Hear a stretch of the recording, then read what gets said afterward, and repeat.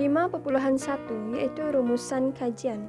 Pengkaji telah menjawab 3 objektif kajian yang telah ditetapkan melalui kajian lapangan yang telah dijalankan serta melalui pengumpulan data-data yang diperoleh melalui sesi temu bual bersama 4 orang responden.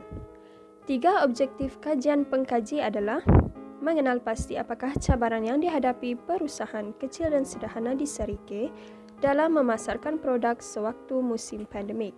Yang kedua, menganalisa bagaimana pengusaha menangani cabaran dalam memasarkan produk sewaktu musim pandemik, dan yang ketiga adalah mendokumentasi kronologi cabaran yang dihadapi. Objektif yang pertama, bagi objektif 1 secara menyeluruh, cabaran-cabaran yang dihadapi oleh para pengusaha ini telah dikongsikan dengan mengupas satu demi satu detik sukar yang dihadapi mereka sewaktu musim pandemik. Kebanyakan mereka adalah dari golongan old generation yang berniaga secara barangan craft. Pengusaha ini terdiri daripada golongan tua hingga golongan yang muda. Dapat kita lihat di sini cabaran berniaga sewaktu musim pandemik adalah lebih mencabar bagi the old generation kerana kekangan-kekangan yang dihadapi seperti tidak ada telefon canggih, buta huruf, kurang terdedah akan dunia IT, persaingan dengan golongan muda serta sebagainya.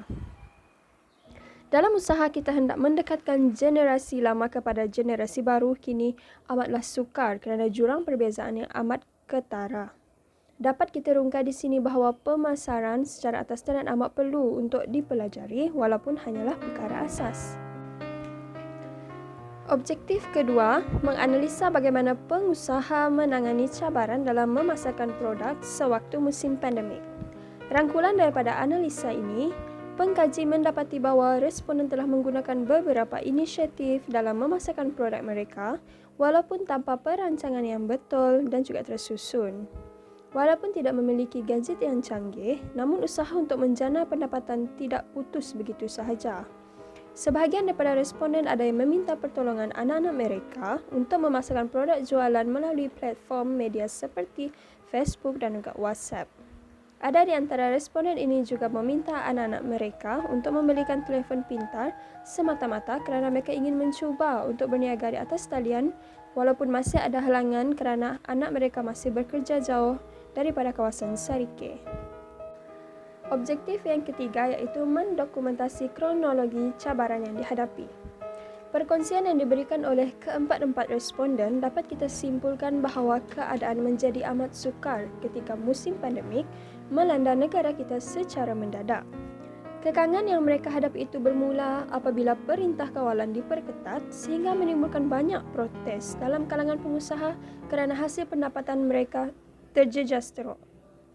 Sepanjang hampir 2 tahun pandemik melanda, dalam usaha pengusaha ini memulihkan ekonomi keluarga mereka, mereka mula belajar sedikit demi sedikit menggunakan aplikasi WhatsApp untuk berniaga walaupun bukan dengan cara yang betul.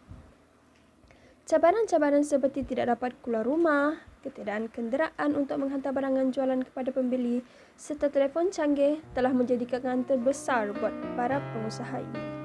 Kesimpulan kajian. Bagi keseluruhan kajian, pengkaji telah memilih tajuk cabaran pengusaha kecil dan sederhana di Serike dalam memasarkan produk kraft tangan melalui e-pemasaran sewaktu musim pandemik.